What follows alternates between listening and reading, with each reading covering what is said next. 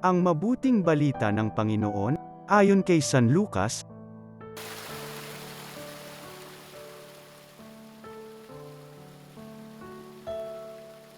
Noong panahong iyon, si Jesus ay tinanong ng mga Pariso kung kailan itatatag ang kaharian ng Diyos.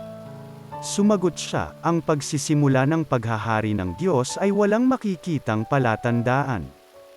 At wala ring magsasabing nagsisimula na roon o rini. Sapagkat ang totoo'y nagsimula ng maghari ang Diyos sa puso ng mga nananalig sa Kanya. At sinabi niya sa mga alagad, darating ang panahong hahangarin ninyong makita ang isa sa mga araw ang anak ng tao, ngunit hindi ninyo makikita yon. At may magsasabi sa inyo, naroon siya, o narini siya. Huwag kayong pumunta upang siya'y hanapin. Sapagkat pagsapit ng takdang araw, ang anak ng tao'y darating na parang kidlat. Ngunit kailangan munang magbata siya ng maraming hirap, at itakwil ng mga tao sa ngayon. Ang mabuting balita ng Panginoon.